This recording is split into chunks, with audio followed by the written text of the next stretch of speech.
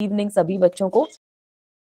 ठीक है, तो आज आपका ऑसिलेशंस का लेक्चर 1 है। ऑसिलेशंस काफी अच्छा और काफी इंपॉर्टेंट चैप्टर है। ऑसिलेशन और वेव्स मान लो साथ साथ में चलता है। ठीक है, तो अगर आपको ऑसिलेशन समझ में आएगा अच्छे से तो आपको वेव्स में भी हेल्प मिलेगी, क्योंकि ऑसिलेशन आपका वेव्स के लिए भी बेस फॉर्म करता है।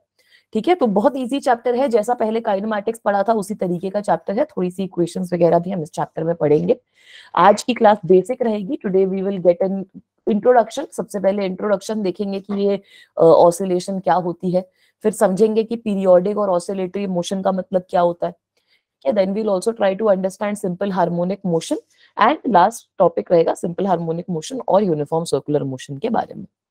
ठीक है, तो सारा simple simple basic introductory stuff आज हम कर लेंगे। अगली क्लास में हम और आगे मूव ऑन करके इसकी और ज्यादा मैथमेटिक्स के अंदर घुसेंगे। तो चलो, सबसे पहले बात हो रही है इंट्रोडक्शन की। तो मुझे आप लोग ही ये बताओ कि मोशन में आपने कितने टाइप के मोशन पढ़े थे।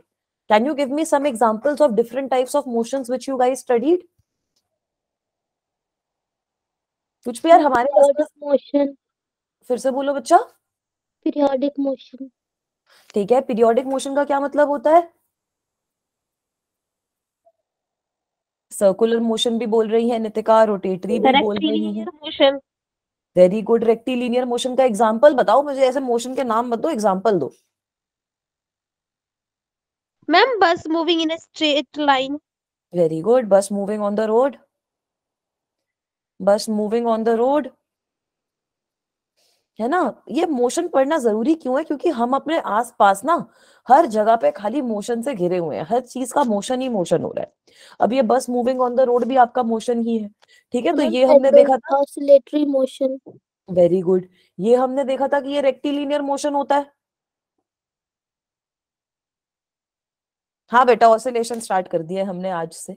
एक और टाइप का मोशन आप लोगों ने देखा था, जो आप लोग देखते हो, जैसे अगर प्लेन चल रहा है और आपने कोई बॉम्ब ड्रॉप करवा दिया। चलो आप तो ये काम नहीं कर सकते बट अगर कोई प्लेन चल रहा है और प्लेन में से कोई चीज नीचे गिरी, तब इस टाइप का मोशन होता है। ठीक है, ये वाला मोशन तब भी होता है कि सपोज अब मीनू है और नितिका है, वो खेल रहे हैं, बॉल फेंक रहे हैं एक दूसरे की तरफ, तब भी इस टाइप का मोशन होएगा। Can you recognise what is this motion. Suppose we are having a body released from moving bus. From moving bus. अब आइडियली हम लोगों को लिटर नहीं मैम करना चाहिए, बट प्रोजेक्टाइल। हाँ बेटा, हम लोगों को लिटर नहीं करना चाहिए, बट कुछ बच्चे ऐसे फेंक देते हैं बाहर बस से कुछ, तो वो कैसे आता है, प्रोजेक्टाइल मोशन की तरह फॉल करता है। प्रोजेक्टाइल मोशन भी पढ़ा था हम लोगों ने, है ना बेटा। तो प्रोजेक्टाइल मोशन में क्या देखा था हमने कि अगर आपकी जो भी बॉडी है वो कुछ इनिशियल वेलोसिटी से या फिर जीरो वेलोसिटी से भी आप प्रोजेक्ट कर रहे हो, और अब हो क्या रहा है कि खाली वो ग्रेविटी के इन्फ्लुएंस के अंडर मूव कर रही है, तब हम उसको कहते हैं प्रोजेक्टाइल मोशन। ठीक है, ये वाली चीज भी हमने पढ़ी थी। तो ये जो दोनों टाइप के मोशन है, ये होते हैं आपके, these are non repetitive motions. Non repetitive मतलब,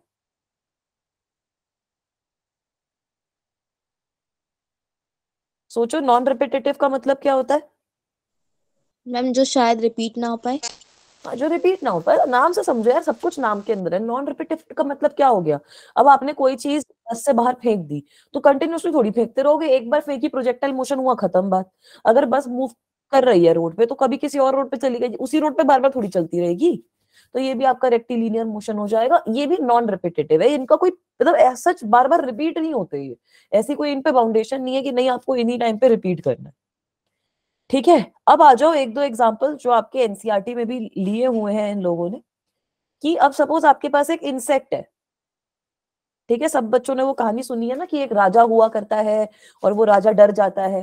ठीक है, वो राजा की वॉर चल रही होती है and the Raja feels scared. फिर वो एक केव में जाके छुप जाता है और वहां पे वो एक स्पाइडर को देखता है, जो स्पाइडर बार बार नीचे गिर रही है और फिर ऊपर जा रही है, बार बार नीचे गिर रही है और फिर ऊपर जा रही है, बार बार नीचे गिर रही है फिर ऊपर जा रही है। तो राजा उससे वो लेता है इंस्पिरेशन कि भाई मुझे भी ना पीछे नहीं हटना। मैं भी, अगर अभी मेरा लो टाइम चल रहा है, बाद में मेरा हाई टाइम भी आएगा। तो वो इंस्पिरेशन लेकर फिर से वॉर में जाता है ना। सब लोगों ने स्टोरी सुनी होगी ऐसे मॉरल साइंस वगैरह में। Yes ma'am. ठीक है, यस तो मैम। वैसे ही हमारे पास अब इंसेक्ट है। इंसेक्ट क्या कर रही है, climbing a wall and then falling. फिर से प्यारी सी इंसेक्ट है भाई, बार बार क्लाइंब कर रही है, बार बार गिर रही है। ठीक है, तो अब आपका अगर मैं ग्राफ सा बनाऊं इस केस में, तो आपका ग्राफ कुछ ऐसे बन जाएगा। सपोज मेरे पास, मैं टाइम और हाइट के साथ कुछ आपका ग्राफ प्लॉट कर रही हूँ। ठीक है, ये आपका ग्राफ में टाइम और हाइट के साथ प्लॉट कर रही हूँ। तो अब आपकी इंसेक्ट ऊपर गई, फिर नीचे आ गई, फिर आपकी इंसेक्ट ऊपर गई, फिर नीचे आ गई, फिर से ऊपर गई, फिर नीचे आ गई, और यही चीज वो रिपीट करती रहेगी। ठीक है, स्टक हो रही है स्क्रीन बेटा, एक बार रिफ्रेश करो। ऑलराइट, यही चीज वो फिर से रिपीट करती रहेगी। तो इस तरीके का जो मोशन होता है ना, वो पीरियोडिक मोशन होता है। इसको पीरियोडिक मोशन कब बोलोगे? जब वो ऊपर जा रही है कितने टाइम में, सपोज वो ऊपर जा रही है टाइम टी में, और नीचे आ रही है टाइम 2t में। तो अगर बाकी भी जो सारी प्रोसेसेस है उनमें यही होगा, ये वाला टाइम आपका टी रहेगा, ऊपर जाने का टाइम आपका टी रहेगा, नीचे आने का जितना भी टाइम होगा आपका 2t रहेगा, नीचे आने का टाइम आपका 2t रहेगा। अगर कोई ऐसी प्रोसेस है जो रिपीट हो रही है, और जो टाइम है उसके अंदर, वो टाइम आपका कांस्टेंट रह रहा है, मतलब एक रेगुलर इंटरवल ऑफ टाइम के बाद रिपीट हो रही है, repeats after regular interval of time, repeats after regular interval of time. तो इस तरीके की प्रोसेस को क्या बोलते हैं अब बेटा? Periodic motion. बिल्कुल सही, इस तरीके की प्रोसेस को हम बोलेंगे पीरियोडिक मोशन। ठीक है, इस तरीके की प्रोसेस को हम बोलेंगे पीरियोडिक मोशन। आप कोई और एग्जांपल सोच सकते हो पीरियोडिक मोशन का? Can you guys think of any other example for periodic motion? Ma'am pendulum. Very good, pendulum तो चलो ऑसिलेशन में भी आता है, वो पीरियोडिक मोशन भी होता है। एक बड़ा सिंपल सा एग्जांपल देखो, हमारी ये क्लास हमेशा आज क्या डे है, हमेशा ट्यूसडे को 4 बजे होती है, तो ये भी तो पीरियोडिक ही हो गई ना, कि हर हफ्ते ये क्लास 4 बजे एग्जैक्टली रिपीट हो रही है। मैम ठीक है, ये स्विंग। मोशन नहीं है बट है तो पीरियोडिक ही। हाँ बेटा, स्विंग वगैरह भी सारे एग्जाम्पल्स इसमें आ जाएंगे। ठीक है, बिल्कुल सही। अब चलो एक दो एग्जाम्पल्स मैं भी आप लोगों को और देती हूँ। अम, सब लोगों ने वो एग्जाम्पल देखा है कि आपके हाथ में एक बॉल हो और उसको आप बार बार जमीन पे मार रहे हो, yes Yes, ma'am. ma'am. Yes ma'am. है ना, bouncing a ball, bouncing a ball from the ground suppose. तो सपोज अब यहाँ पर मैं कोई डिसिपेटिव फोर्स के बारे में बात नहीं कर रही, मैं फ्रिक्शन, एयर रेजिस्टेंस वगैरह कुछ भी कंसिडर नहीं कर रही। तो मेरे पास किस तरीके का ग्राफ आएगा, आप लोग भी इमेजिन करो। ठीक है, ये जो बॉल है ये थोड़ी सी ऊपर जाएगी, ये पहले बॉल ऊपर होगी मेरे हाथ में, फिर ये नीचे गिर जाएगी। ठीक है, फिर ये बॉल ऊपर जाएगी, फिर ये नीचे आ जाएगी, फिर ये बॉल ऊपर जाएगी, फिर ये नीचे आ जाएगी। ये इसका टाइप ऑफ मोशन नहीं है, इसका मतलब खाली ये है कि इस टाइम पे इसकी ये हाइट थी, इस टाइम पे ये हाइट थी, इस टाइम पे ये हाइट थी, और मेरे पास इस तरीके का ग्राफ आ रहा है। तो ये भी तो पीरियोडिक मोशन ही हो गया। मैंने यहाँ पर डिसिपेशन तो कंसिडर ही नहीं करी, मैंने बोला कि डिसिपेशन नहीं हो रही आपकी, बट कुछ इस तरीके का ही तो कर्व बनेगा। तो ये भी आपका रिपीटेटिव पीरियोडिक मोशन हो जाएगा। Is that okay guys? Yes ma'am. Yes. Periodic motion की फील आई, समझ में आया कि हाँ पीरियोडिक मोशन का मतलब क्या होता है? Yes ma'am. ठीक है, अब बात करते हैं मोशन ऑफ अ प्लैनेट। ठीक है, suppose you are talking about motion of a planet. तो मोशन ऑफ अ प्लैनेट कैसा होता है? ये बीच में सन होता है मैम, उसके आसपास घूम रहा है कुछ बढ़िया सा। आइडियली ये एलिप्स में घूमता है, तो बट हम अभी अज्यूम कर लेते हैं कि सर्कल में घूम रहा है फॉर एग्जाम्पल।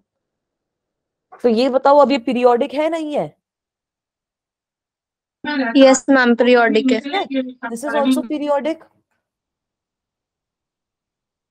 क्योंकि अब जैसे अगर मैं अर्थ की बात करूं, तो अर्थ क्या होती है, कितने टाइम बाद वापसी आ जाती है अपनी इनिशियल पोजीशन पे? अपनी इनिशियल पोजीशन पे वापसी आ जाती है ना, मतलब रिपीट कर रही है वो यही सेम घूमना वगैरह, एक बॉडी के अराउंड ऐसी पाथ को बार बार फॉलो कर रही है। तो आपका पीरियोडिक मोशन है।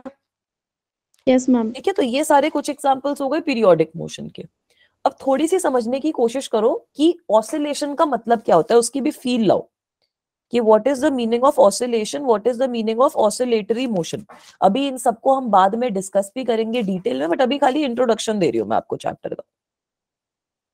ठीक है, तो ऑसिलेटरी मोशन का क्या मतलब है? To and fro periodic motion, to and fro motion हो रहा हो आपका।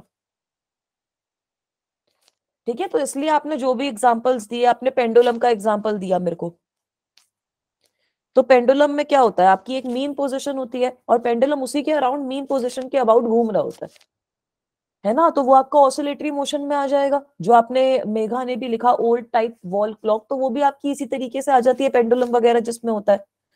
गिटार स्ट्रिंग आएगा वाइब्रेशन में, उसकी बात करूंगी। स्विंग की बच्चों ने बात करी, तो swing is also kind of an oscillatory motion only. Suppose आपके पास स्प्रिंग मास सिस्टम है, तो वो भी ऑसिलेटरी मोशन में ही आ जाएगा, है ना। अब वाइब्रेशन और ऑसिलेशन जो होते हैं वो सेम होते हैं, बस वाइब्रेशन की फ्रीक्वेंसी बहुत ज्यादा हाई होती है। Vibration has higher frequency. ठीक है बेटा, जैसे आपने बोला ना मीनू बच्चा वाइब्रेशन, ये गिटार स्ट्रिंग में जो है उसमें वाइब्रेशन हो रही है, गिटार स्ट्रिंग आपकी गिटार स्ट्रिंग जो है वो वाइब्रेट करती है। वाइब्रेशन की फ्रीक्वेंसी बहुत ज्यादा होती है, बहुत जल्दी जल्दी कर रही है वो वाइब्रेट। ठीक है, एक ही सेकंड में बहुत ज्यादा वाइब्रेशंस होगी, ऑसिलेशंस कम होती है। So vibration has higher frequency as compare to oscillation. As compare to oscillation, होती दोनों सेम है, मतलब सेम ही है, but it is also to and fro, but it is also to and fro motion, है ना। ऑसिलेशन की frequency बहुत कम होती है ना यार। अब आप खुद सोचो, पेंडुलम को तो हिलता है ऐसे देख सकते हो, एक सेकंड में कितने हो रहे हैं, एक मिनट में कितने हो रहे हैं, वो रिकॉर्ड कर सकते हो। अब मैं बोलूं गिटार की बताओ कैसे हिल रही है स्ट्रिंग, बता नहीं पाओगे ना इतना इजीली आप लोग। तो बेटा गिटार के केस में आपकी वाइब्रेशन हो रही है, ऑसिलेशन नहीं होती। अब आखिरी चीज जो इस चैप्टर में हमें पढ़नी है, आखिरी चीज है simple harmonic motion. Simple harmonic motion. बेटा मेरी स्क्रीन विजिबल है सबको? Yes, ma'am. Yes, ma'am. ठीक है, श्रेषी बच्चा एक बार रिफ्रेश करो, वरना 2 सेकंड रुको, अभी आ जाएगी वापसी। बताती हूँ, 1 सेकंड बेटा। मुझे चलो ये बताओ कि ये जो मोशन ऑफ प्लैनेट है, do you guys think it is oscillatory? Motion of planet है, क्या लग रहा है, ऑसिलेटरी है नहीं है? No, ma'am. No, ma'am. Not oscillatory. Yuvraj अब गेस करो कि ये ऑसिलेटरी क्यों नहीं है? क्योंकि यहाँ पे टू एंड फ्रो मोशन नहीं हो रहा ना। ठीक है, मोशन जो है आपका वो रिपीट हो रहा है, एक सर्टेन टाइम इंटरवल के बाद रिपीट हो रहा है, but to and fro motion का मतलब क्या है कि आपकी एक मीन पोजीशन है, उसी के आसपास वो घूमे जा रहा है, उसी के आसपास मोशन हो रहा है। यहाँ पे तो ऐसा कुछ है ही नहीं ना बेटा। ठीक है, तो ये डिफरेंस रहता है पीरियोडिक मोशन और ऑसिलेशन में, कि पीरियोडिक मोशन मतलब जो हर टाइम इंटरवल के बाद रिपीट हो रहा हो, और ये वाला मोशन ऑसिलेटरी मोशन कौन सा होता है, जहां पे टू एंड फ्रो मोशन हो रहा हो। ठीक है युवराज, इज इट ओके बेटा? Yes, ma'am. अब सिंपल हार्मोनिक मोशन की जब आप बात करते हो, तो simple harmonic is again a special case of oscillatory motion, जिसमें कंडीशन ये होती है कि आपकी जो फोर्स होती है it is directly proportional to the displacement. ठीक है, it is directly proportional to the displacement. तो जैसे आपने पेंडुलम में देखा है, स्प्रिंग सिस्टम में देखा है, स्प्रिंग सिस्टम तो सबको याद होता है। ठीक है, ये आपके पास स्प्रिंग है, ये आपके पास डब्बा है, कुछ भी मास है। तो अगर आप इस मास को डिस्प्लेस कर देते हो, कुछ इस पे फोर्स लगा रहे हो, तो स्प्रिंग के अंदर एक रिस्टोरिंग फोर्स डेवलप होगी, और ये रिस्टोरिंग फोर्स आपको पता है कितनी आती है, -kx, जहां पे डिस्प्लेसमेंट होगी उसकी ऑपोजिट डायरेक्शन में आती है। So that is an example of simple harmonic motion, क्योंकि जो फोर्स है it is directly proportional to negative of displacement. ठीक है बेटा, इन सबकी डेफिनेशन समझ में आई कि हाँ ma'am simple harmonic motion, oscillation, periodic motion की फील आई, समझ में आया कि क्या है सब कुछ? Feel I Yes. अच्छे से? Yes ma'am. Yes, ma'am. पक्का? Yes, ma'am. Yes, ma'am. ठीक है, तो तभी जो स्टडी ऑफ ऑसिलेशन है ना वो काफी जरूरी है। सब कुछ आपको ऑसिलेशन से आ जाएगा, जैसे गिटार स्ट्रिंग की आप बात कर रहे हो, गिटार की जगह सितार किसी भी स्ट्रिंग की बात कर लो, जो आपके ये मॉलिक्यूल्स है जो वाइब्रेट कर रहे हैं, जिसकी वजह से साउंड प्रोपोगेशन पॉसिबल हो रहा है, वो भी तो वाइब्रेशन ऑसिलेशन ही आ जाएगा।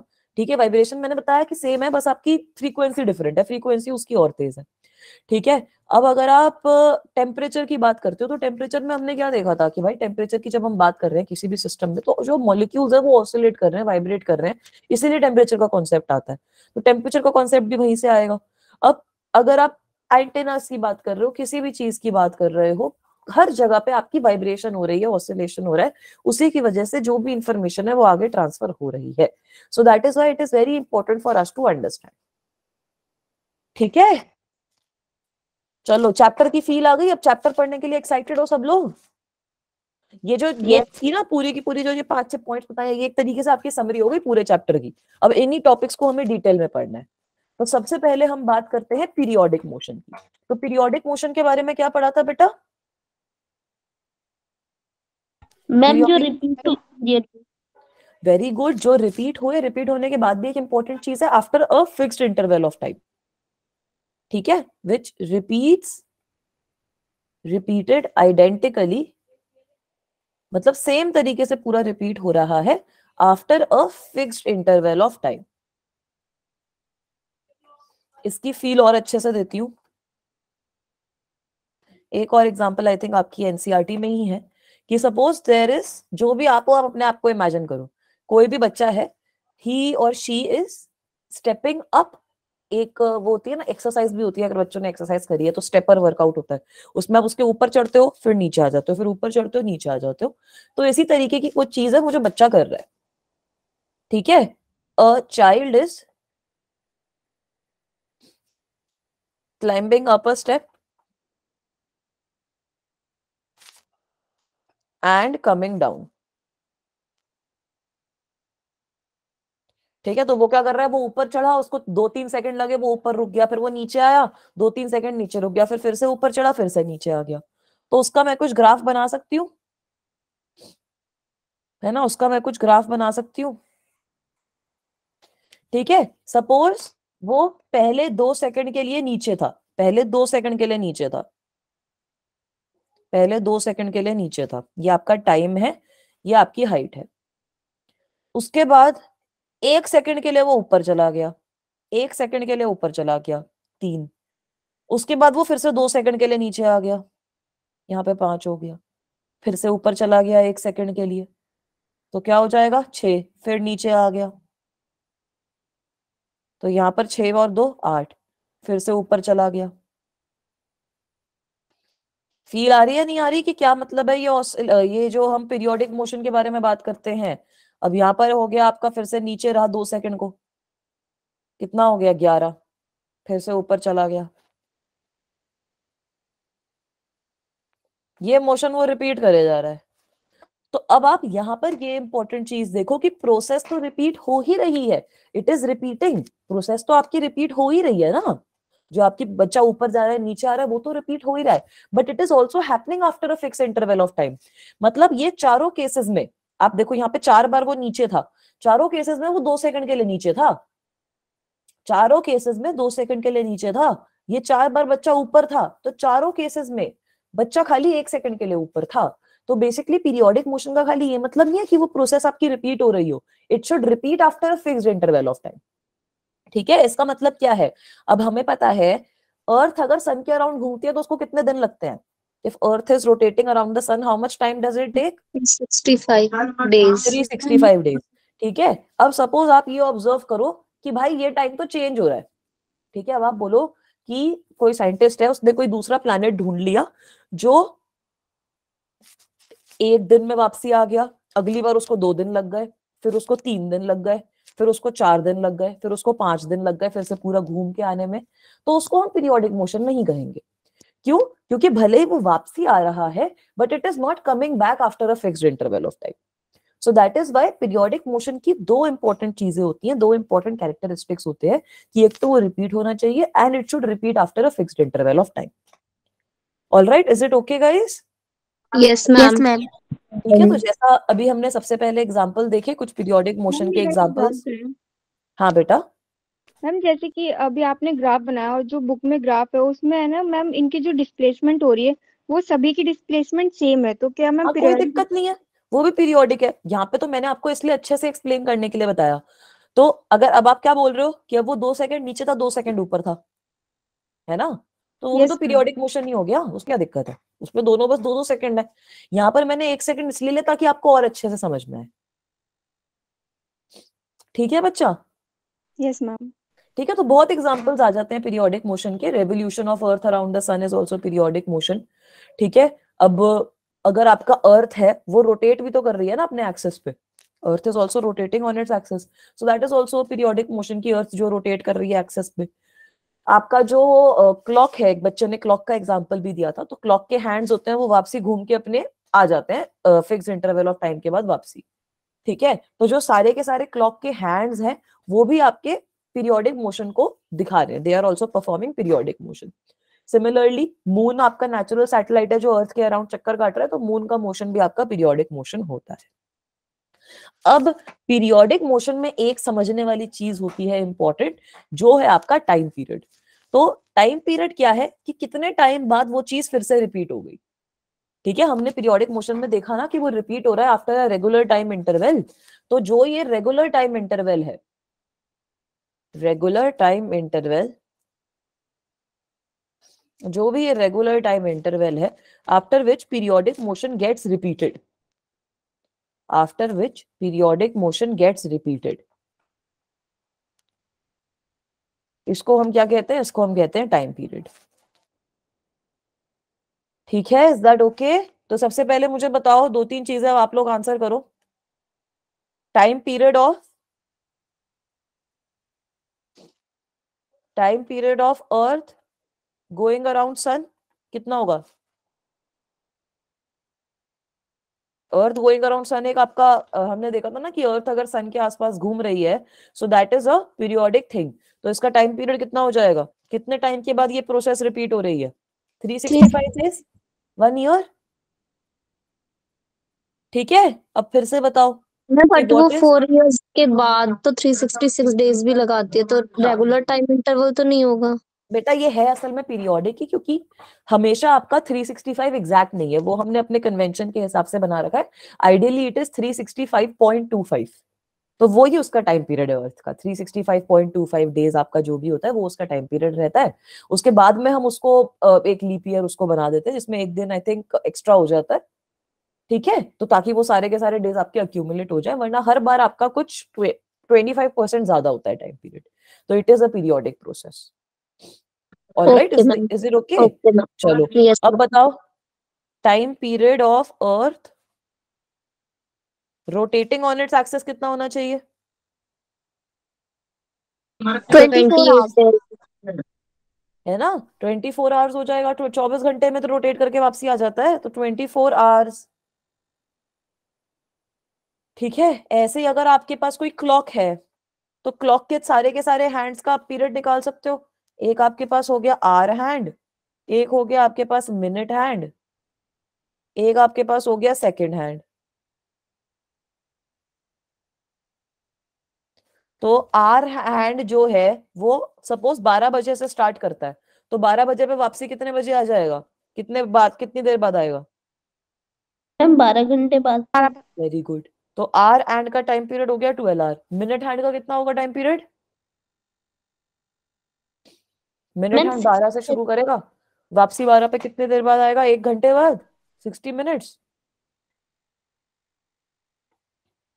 है ना। और सेकेंड हैंड क्या होता है भाई? वो तो हर मिनट ही 12 को हिट करता है, तो सेकेंड हैंड का जो टाइम पीरियड है it will be equal to 1 minute. ठीक है, पीरियोडिक मोशन और टाइम पीरियड की कहानी सबको समझ में आई? Yes ma'am. Yes ma'am. ठीक है, चलो अब आ जाओ ऑसिलेटरी मोशन पे। तो ऑसिलेटरी, जैसा मैंने बोला, it is a special case of periodic motion only. ऐसे भी ऑसिलेटरी मोशन होते हैं जो सब मतलब 99% ऑफ ऑसिलेटरी मोशन पीरियोडिक ही होते हैं, बट कुछ मोशन ऐसे भी होते हैं जो पीरियोडिक नहीं होते। तो एक क्वेश्चन भी इसका मैं क्लास में आप लोगों को डिस्कस करवाऊंगी। तो ऑसिलेटरी मोशन जो होता है वो आपका एक special type of periodic motion होता है, special type of periodic motion in which particle moves to and fro, in which particle हो गया, बॉडी हो गई, बॉडी लिख देते हैं, body moves to and fro। ठीक है, तो ये जो टू एंड फ्रो वाली कंडीशन है, इसी की वजह से ऑसिलेटरी मोशन पॉपुलर है। टू एंड फ्रो आपका जो पार्ट आ रहा है after a fixed time interval, इसी को हम ऑसिलेटरी या वाइब्रेटरी मोशन भी कहते हैं। ऑसिलेटरी और वाइब्रेशन आपके सिनोनिमस टर्म्स हैं, बस डिफरेंस ये रहता है कि ऑसिलेशन का जो फ्रीक्वेंसी होता है वो कम होता है और वाइब्रेशन का फ्रीक्वेंसी ज्यादा होता है। That is the only difference.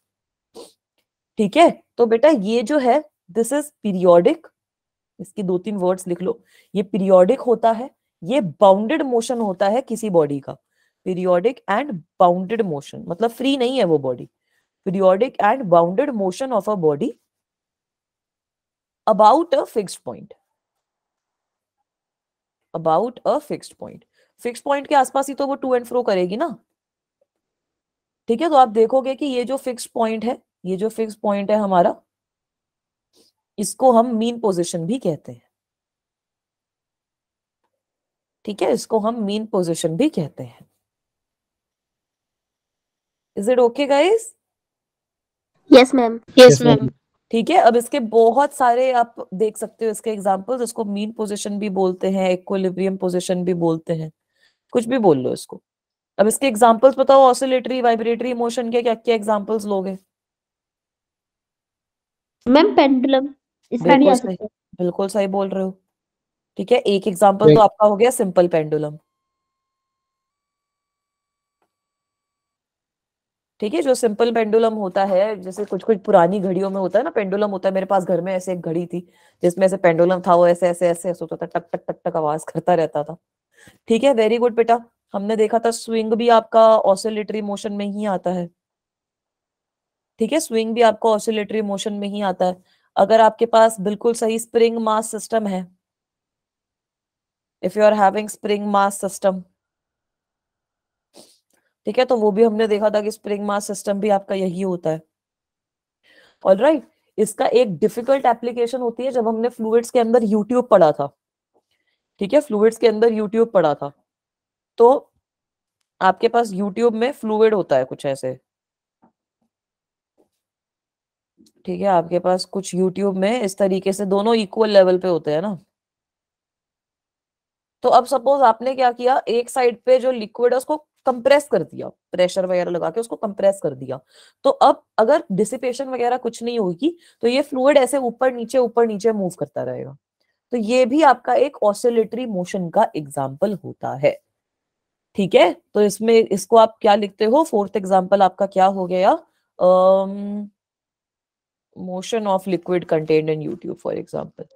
Motion of liquid contained in YouTube. इसको इमेजिन कर पा रहे हो? यस ये ma'am. Chapter yes imagination ma'am. का है. ठीक है, ये पूरा का पूरा चैप्टर आपको अच्छे से इमेजिन करके अच्छे से समझ के सीखना है इसको.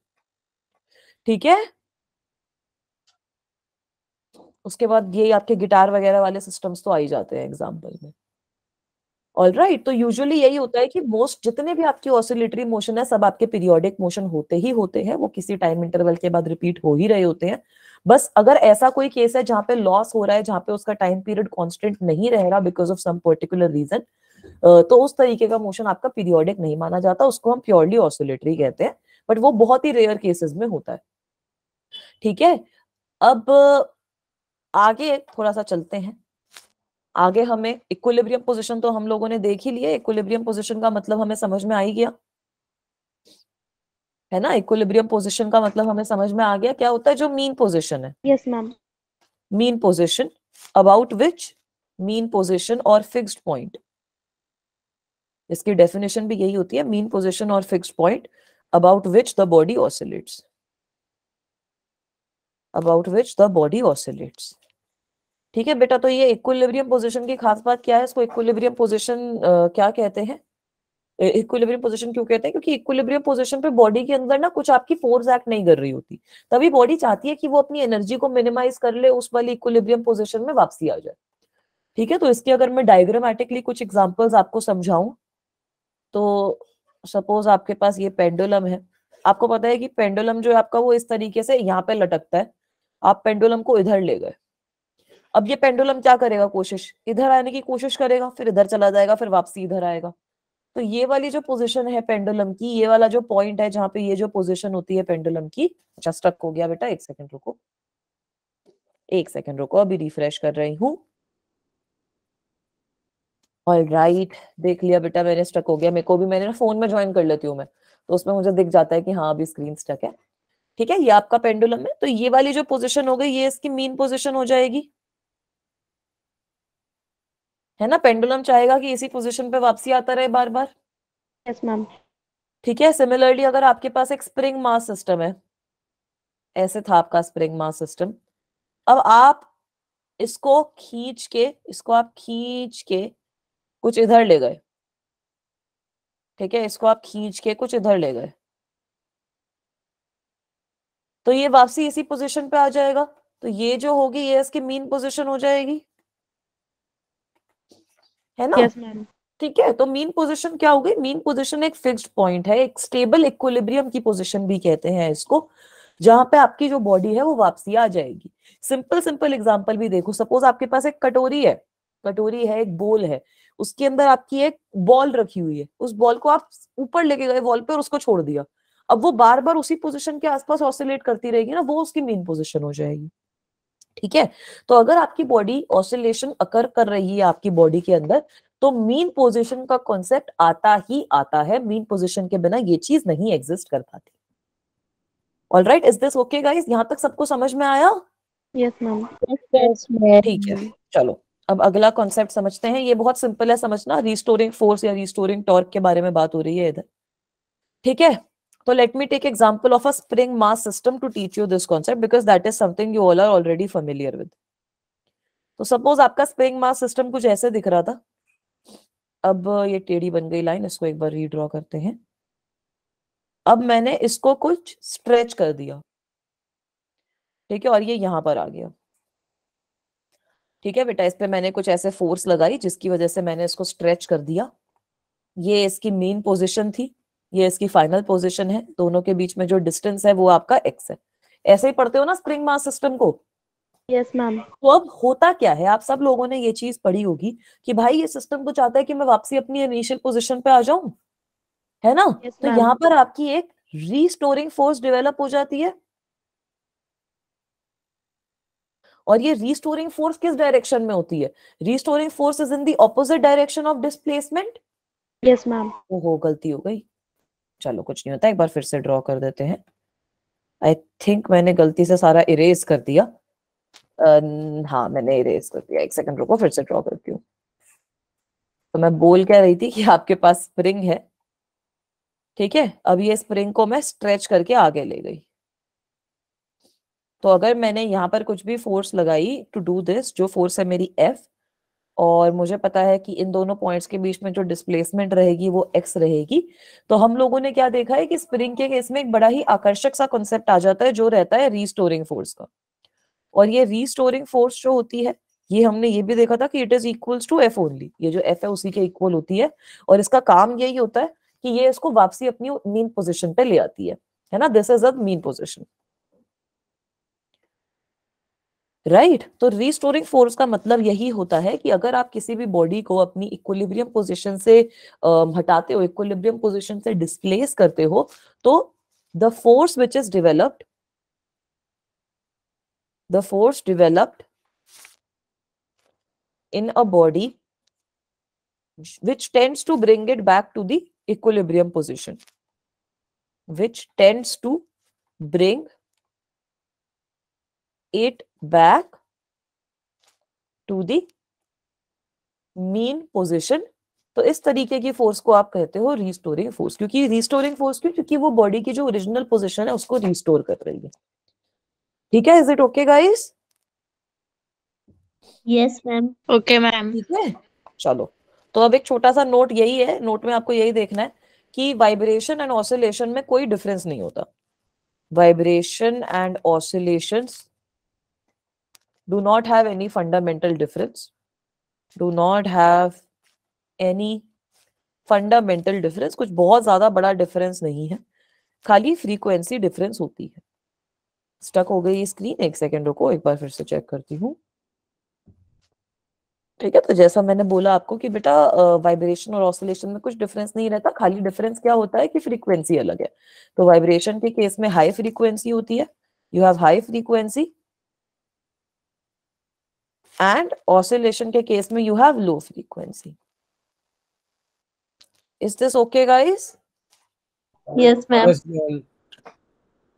ठीक है, आगे चले। Yes, ma'am. Yes ma'am.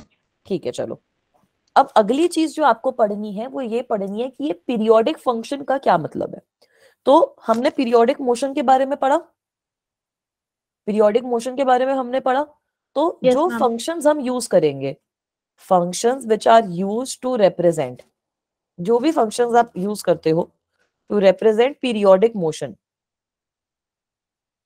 To represent periodic motion, उसको हम पीरियोडिक फंक्शन की तरीके से डिनोट करते हैं। ठीक है, तो किसी भी फंक्शन को, ये आपने मैथ्स में भी पढ़ा होगा, बचपन में आए थे, फंक्शन, सपोज आपके पास कुछ भी फंक्शन है एफ ऑफ टी, फंक्शन का मतलब क्या है, कोई भी एक इक्वेशन, कुछ भी जो चेंज हो रहा है टाइम के साथ। ठीक है, ये आपका टाइम के साथ चेंज हो रहा है। सपोज आपके पास एक फंक्शन है, तो इसको आप पीरियोडिक कब कहोगे? It is said to be periodic. कब कहोगे इसको पीरियोडिक? बेटा जब ये किसी टाइम इंटरवल के बाद रिपीट हो रहा है।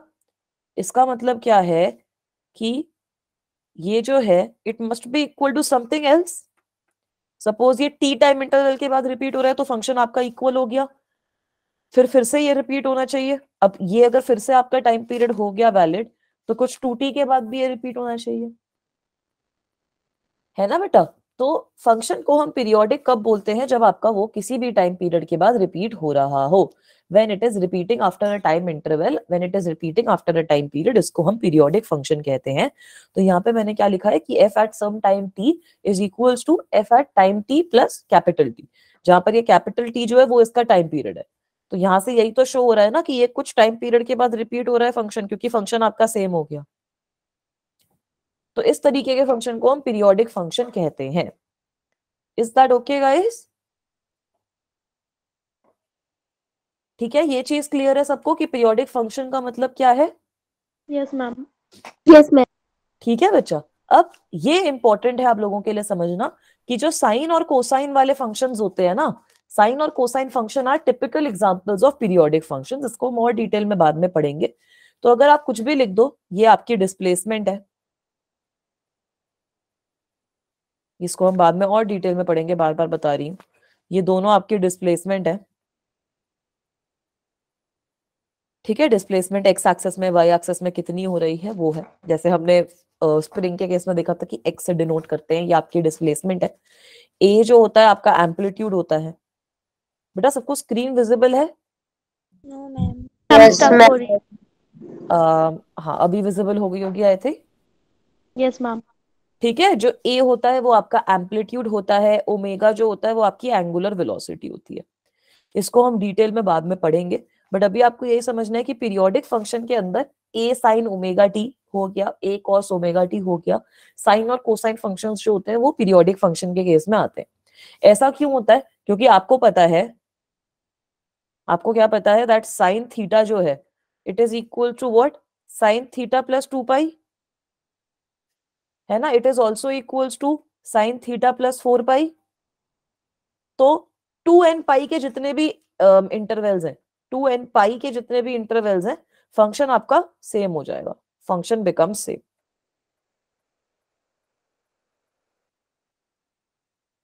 तो इसीलिए कहा जाता है कि यहाँ पर जो आपका टाइम पीरियड है दैट इज इक्वल्स टू 2 पाई। ठीक है, ये जो ओमेगा टी की वैल्यू है वो आपकी 2 पाई रहती है। इसीलिए आप काफी जगहों पे ये भी देखते हो कि omega is equals to 2 pi upon T. ठीक है, इतना समझ में आया? फिर श्रेषी मुझसे एम्पलीट्यूड का मतलब पूछ रही है, उनको वो बताती हूँ। ठीक है श्रेषी बेटा, एम्पलीट्यूड का क्या मतलब हो गया? अभी आओ स्प्रिंग के केस में सपोज, तो बेटा एक्स की वैल्यू तो कुछ भी हो सकती है ना, स्प्रिंग यहाँ पे भी हो सकता है, यहाँ पे भी, यहाँ पे भी, यहाँ पे भी, यहाँ पे भी, यहाँ पे भी, यहाँ पे भी। बट जो मैक्सिमम वैल्यू रहेगी उसकी, मैक्सिमम वैल्यू ऑफ डिस्प्लेसमेंट जो होती है उसको हम एम्पलीट्यूड कहते हैं। ठीक है, वैसे ही आपका पेंडुलम है वो किसी मैक्सिमम पोजीशन पे जाएगा, उसके बाद वो मैक्सिमम पोजीशन के बीच में ऑसिलेट करता रहेगा, फिर आपकी डिस्प्लेसमेंट कंटिन्यूअसली चेंज होती रहेगी। बट जो मैक्सिमम पोजीशन पे वो पहुंच रहा है उसको हम एम्पलीट्यूड कहेंगे। ऑलराइट, इज इट क्लियर बेटा? Yes ma'am. ठीक है, तो एम्पलीट्यूड का मतलब हो गया जिस भी मैक्सिमम पोजीशन पे वो पहुंच रहा है वो। ये साइन वाली चीज में आप देख सकते हो कि भाई साइन के केस में क्या हो रहा है आपका, साइन और कोसाइन दोनों के केस में यही होता है, जो भी आपके ट्रिग्नोमेट्रिक फंक्शंस होते हैं कि वो हर 2 पाई के बाद रिपीट होते हैं, है ना? देखा है ना कि वो ऑल साइन टैन कॉस वाला पूरा का पूरा सर्कल खत्म हो जाता है और 2 पाई के बाद हमेशा साइन और कोसाइन फंक्शंस रिपीट होंगे। तो they are the perfect example of periodic functions. हम कोई भी इक्वेशन अगर लिखेंगे ऑसिलेशन में, पीरियोडिक ऑसिलेशन में, एसएचएम के अंदर, हर जगह पे आपका साइन और कोसाइन फंक्शन ही यूज होएगा। ठीक है बेटा, is it okay? Yes ma'am. चलो, तो अब आइडियली ये भी होता है कि अगर आप दो पीरियोडिक फंक्शन को कंबाइन कर रहे हो, if you are combining two periodic functions, combination of any number of periodic functions, तो आप लोग ये बताओ कि वो पीरियोडिक होगा या नहीं होगा?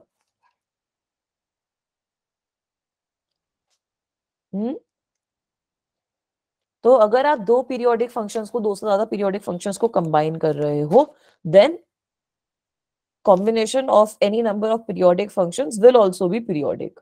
It will be, beta. Will also be periodic.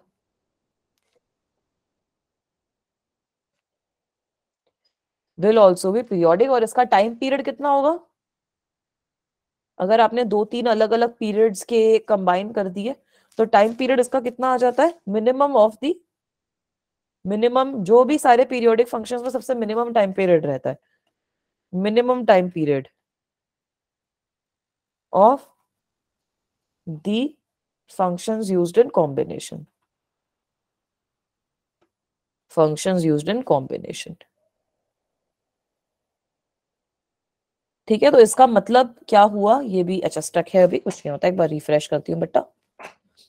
ठीक है, तो इसका मतलब क्या हुआ कि अगर मेरे पास ऐसा कुछ है, if I am having, suppose I am having some function which is a sin omega t plus b sin omega t, तो ये भी बेटा पीरियोडिक ही रहेगा। This is also periodic. ठीक है, a sin ओमेगा टी अपना पीरियोडिक है, b sin ओमेगा टी अपना पीरियोडिक है, कॉस का फंक्शन है, साइन और कॉस का कॉम्बिनेशन है, कितना भी ऐसा कॉम्बिनेशन है वो भी आपका पीरियोडिक ही आता है। Alright, is it okay guys? यहां तक क्लियर है सबको? आगे चलें बेटा? Yes ma'am. Yes ma'am. चलो, very good, let's move forward. ठीक है, अब यहाँ पर आपको फंक्शंस आइडेंटिफाई करने हैं जो आपका पीरियोडिक मोशन रिप्रेजेंट कर रहे हो। तो इसका आंसर आप मुझे दो, 2022 का क्वेश्चन है आपका नीट का। This is a question which came in 2022 examination. Alright, बच्चे सी बोल रहे हैं, सही बोल रहे हो बेटा, सी एकदम सही ऑप्शन है ना। हमने देखा है कि भाई साइन और कोसाइन वाले फंक्शंस और उनके कॉम्बिनेशन को तो आप बोल सकते हो। अब ये बाकी ऑप्शन सही क्यों नहीं है वो भी समझो। E raise to omega T आपका कुछ constant raise to some power हो गया, तो ये तो आपका इंक्रीजिंग फंक्शन होएगा, ये तो आपका मस्त ऐसे इंक्रीज ही होता रहेगा, है ना। सिमिलरली ये जो लॉग वाला फंक्शन है, जैसे जैसे टाइम चेंज होएगा इसकी वैल्यू चेंज होएगी, तो ये भी आपका इंक्रीजिंग फंक्शन ही होएगा, है ना। ये इंक्रीज करती रहेगी इसकी वैल्यू जैसे जैसे टाइम बढ़ रहा है। और अगर e raise to minus omega t की आप बात करो तो ये आपका डिक्रीजिंग फंक्शन हो जाएगा, ये आपका डिक्रीजिंग फंक्शन हो जाएगा। तो इकलौता जो आपका सही आंसर है वो खाली sine omega T cos omega T के टर्म में आएगा, क्योंकि वो कुछ टाइम बाद रिपीट करेगा। इनमें से ये कोई भी आपका रिपीट नहीं करेगा, रिपीट नहीं करेगा। Is that okay guys? ठीक है, तो हमें ये तो समझ में आया कि कॉस और साइन वाले फंक्शंस क्यों है पीरियोडिक, मतलब पीरियोडिक फंक्शंस क्यों है, क्योंकि वो 2 पाई के बाद रिपीट हो रहे हैं। हमें इस वाले एग्जांपल से ये भी समझ में आया कि एक्सपोनेंशियल वाले या लॉग वाले कोई भी फंक्शन पीरियोडिक क्यों नहीं है, क्योंकि टाइम की वैल्यू जैसे जैसे चेंज होती है वो फंक्शन चेंज हो जाता है। ऐसा कोई वैल्यू नहीं है सर्टेन जिसको आप ऐड या सब्ट्रैक्ट करोगे या फिर जिस टाइम बाद वो बार बार फंक्शन रिपीट होता है, वैसा कुछ नहीं हो रहा। ठीक है, तो चलो अब आगे चलते हैं। ये आपका एनसीईआरटी एग्जाम्पलर का क्वेश्चन है, this is also a good question. तो यहाँ पर आपको equation of motion of a particle given है। The equation of motion of particle is given to you as x is equals to a cos alpha t का square. तो अब आप बताओ कि ये मोशन जो है पीरियोडिक है, ऑसिलेटरी नहीं है? पीरियोडिक और ऑसिलेटरी है, ऑसिलेटरी है बट पीरियोडिक नहीं है, या पीरियोडिक और ऑसिलेटरी दोनों ही नहीं है? The first question which you guys can answer for me is, do you guys think that this will be periodic? Do you guys think that this will be oscillatory or not?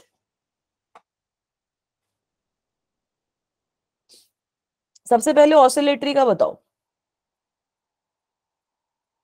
चलो, सबसे पहली बात है ये आपका oscillatory तो है।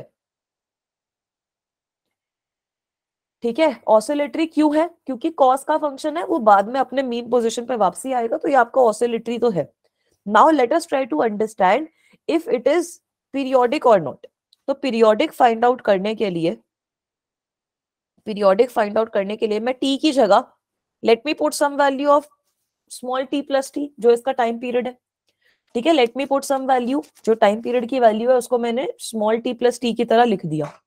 तो अब मेरी x की वैल्यू क्या आ जाएगी, x की वैल्यू कितनी आ जाएगी, a cos of t plus t का square, alpha t plus alpha t का होल स्क्वायर। मतलब it will be equal to what, a cos alpha square t square plus alpha square t square plus 2 alpha square t multiplied by t. Is this looking right, guys? Yes ma'am. Yes, ma'am. है ना, कुछ ऐसा इसी तरीके का आएगा, कुछ अजीब सा। ठीक है, तो यार ये तो this is not equal to a cos alpha t का होल स्क्वायर। तो ये वाली वैल्यू तो कभी आ ही नहीं पाएगी। ठीक है, तो इसलिए हम बोलते हैं कि ये चीज आपकी पीरियोडिक नहीं है, ये जो इक्वेशन है it is not periodic but it is oscillatory. So here option C is the right option. Ma'am Is it आप okay, एक बार guys? एक्सप्लेन कर सकते हो कि ये ऑसिलेटरी कैसे है प्लीज? बेटा ऑसिलेटरी इसलिए है क्योंकि ये आपकी जो कोसाइन वाली टर्म है, कोसाइन वाली अगर आप ग्राफ बनाओगे तो आपके पास ग्राफ किसी भी कोसाइन टर्म का कुछ ऐसा बन जाएगा, है ना, कुछ भी आपकी मेन पोजीशन है उसके आसपास वो ऑसिलेटरी करेगी। अब ये एग्जांपल देखो, ये पीरियोडिक नहीं है बट ये ऑसिलेटरी है। पीरियोडिक क्यों नहीं है, क्योंकि सेम चीज नहीं हो रही यहाँ पे रिपीट, बट ऑसिलेटरी है क्योंकि मेन पोजीशन के आसपास टू एंड फ्रो मूवमेंट हो रहा है। ठीक है, तो अगर इस तरीके का कुछ ग्राफ होगा तो ये आपका ऑसिलेटरी में आएगा, पीरियोडिक में नहीं आएगा। कुछ डैम्पिंग होती है तब आता है ये वाला केस आइडियली, इसके बारे में हम बाद में पढ़ेंगे। तो इसलिए ऑसिलेटरी तो ये है क्योंकि मेन पोजीशन के about to and fro motion हो रहा है। पीरियोडिक नहीं है क्योंकि ये मोशन आपका रिपीट नहीं हो रहा। इज इट ओके बेटा, समझ में आया? Yes ma'am. Yes ma'am. ठीक है, आगे चले। Yes ma'am. Yes ma'am. चलो, तो फिर वेरी गुड, तो let's move forward. Now the next thing which we want to understand is what we want to understand about simple harmonic motion. ठीक है, अब हम लोग सिंपल हार्मोनिक मोशन के बारे में समझना चाहते हैं। तो सिंपल हार्मोनिक मोशन बहुत ही अच्छी है। सिंपल हार्मोनिक मोशन थोड़ा सा समझने में टेढ़ी चीज है बट सिंपल, यही आपका इसी से क्वेश्चन पूछा जाता है इस चैप्टर में। ये पूरा का पूरा चैप्टर इसी कॉन्सेप्ट के अराउंड रिवॉल्व करता है। सिंपल हार्मोनिक मोशन का क्या मतलब है, it is a type of oscillatory motion. It is a type of oscillatory motion. तो ऑसिलेटरी मोशन का वही मतलब हो गया कि टू एंड फ्रो मोशन हो रहा हो, सब कुछ हो रहा हो। तो ये भी ऑसिलेटरी मोशन का ही एक टाइप है, where particle is moving to and fro in a straight line about a fixed point under a restoring force। ये सब लिख नहीं रही हूँ, समझ जाओ। जिसमें आपका पार्टिकल जो है वो एक फिक्स्ड पॉइंट के अबाउट मूव कर रहा है, टू एंड फ्रो मूव कर रहा है, और कुछ रिस्टोरिंग फोर्स और रिस्टोरिंग टॉर्क कुछ भी उस पर एक्ट कर रही है। ठीक है, और ये जो आपकी रिस्टोरिंग फोर्स और टॉर्क रहती है it is always directed to the mean position. And इस केस में खाली स्पेशल कंडीशन क्या होती है, ये जो रिस्टोरिंग फोर्स रहती है, where restoring force is directly proportional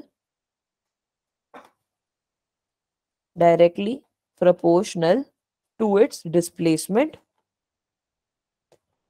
मतलब क्या हुआ इस चीज का कि जो भी आपकी फोर्स है, अब वो रिस्टोरिंग फोर्स तो हमेशा ऑपोजिट डायरेक्शन में रहेगी ना डिस्प्लेसमेंट के।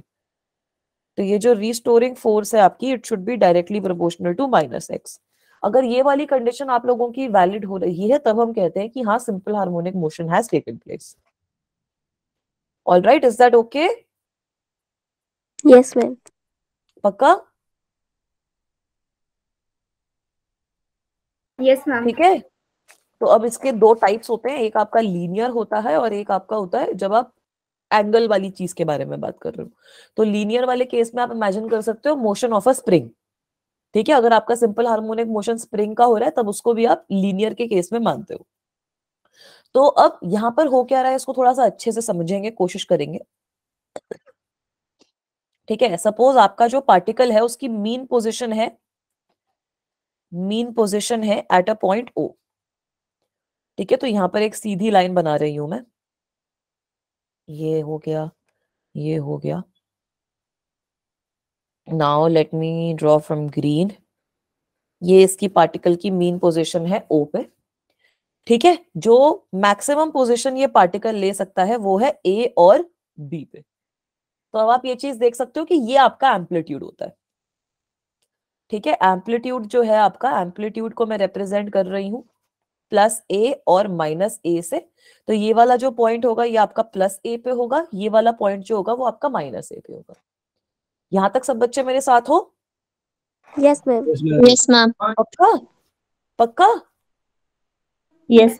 है बेटा। तो मैं सिंपल हार्मोनिक मोशन आप लोगों को एक्सप्लेन करने की कोशिश कर रही हूँ। अब आपने इस पार्टिकल के ऊपर कुछ फोर्स लगा दी, ठीक है, आपने फोर्स लगाई तो जिससे ये पार्टिकल आपका यहाँ आ गया, ये वाली जो ए वाली पोजीशन है इस पे आ गया। ठीक है, आपने इस पार्टिकल पे कुछ फोर्स लगाई और ये अपनी ए वाली पोजीशन पे आ गया।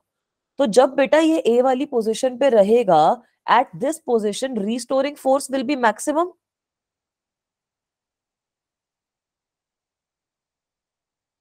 यस होगी नहीं मैम। होगी? एक्सट्रीम पोजीशन पे है, एक्स की वैल्यू सबसे ज्यादा हो गई ना, एफ आपका डायरेक्टली प्रोपोर्शनल है माइनस एक्स के। तो जो रीस्टोरिंग फोर्स होगी वो इस डायरेक्शन में एक्ट करेगी और मैक्सिमम होगी वो रीस्टोरिंग फोर्स, है ना, क्योंकि आपकी जो एक्स की वैल्यू है वो मैक्सिमम है इस जगह पे। तो जिसकी अगर रीस्टोरिंग फोर्स मेरी मैक्सिमम है, इसका मतलब है इस पॉइंट पे जो आपकी एक्सेलरेशन है, acceleration will also be maximum.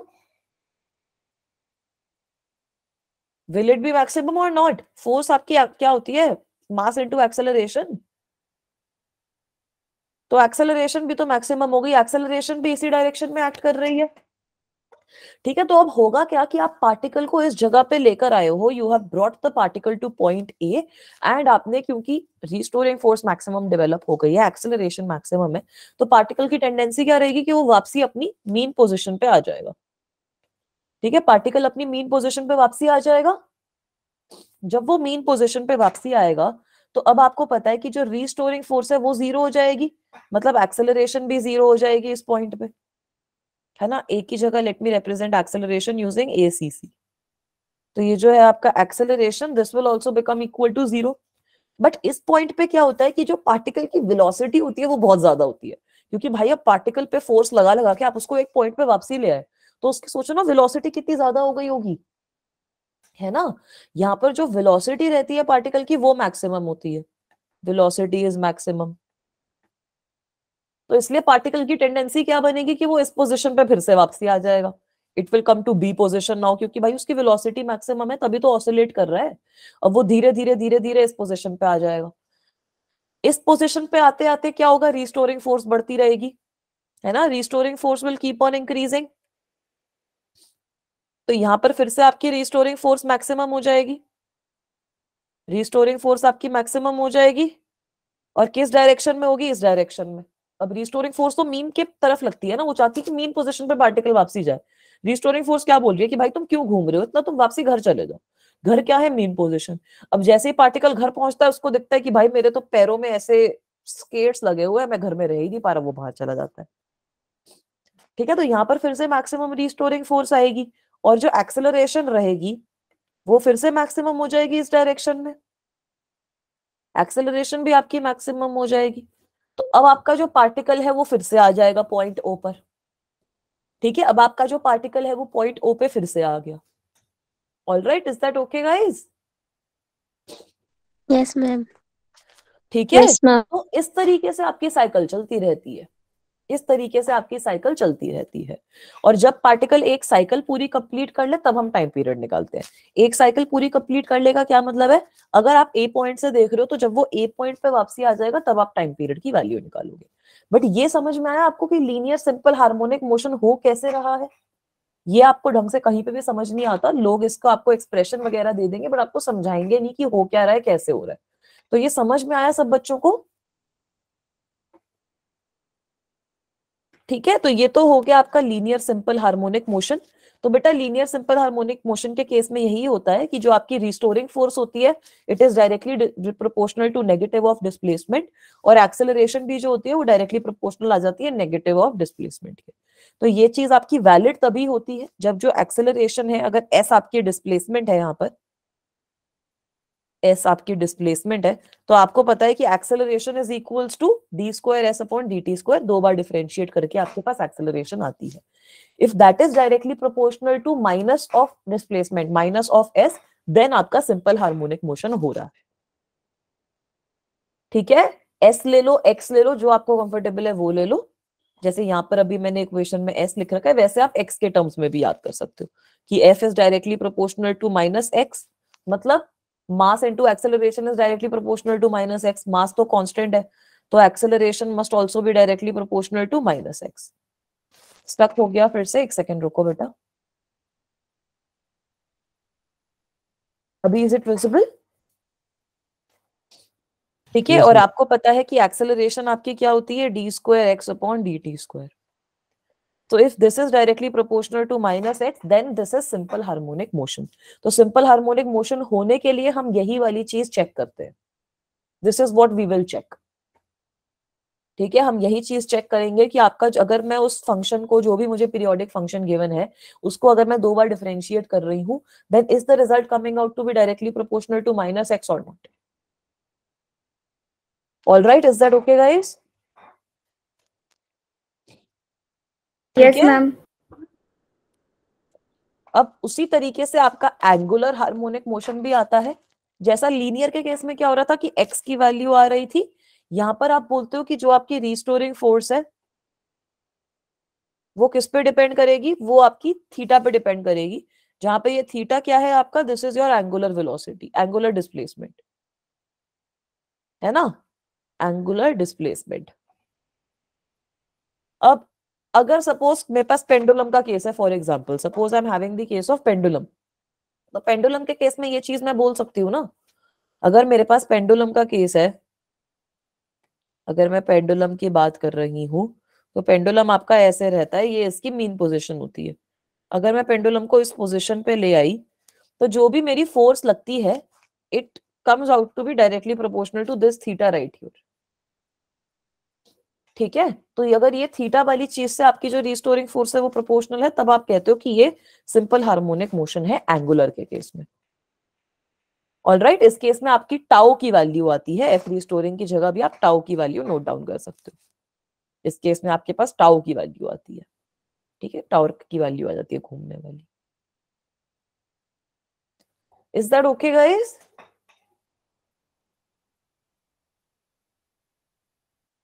ठीक है बेटा।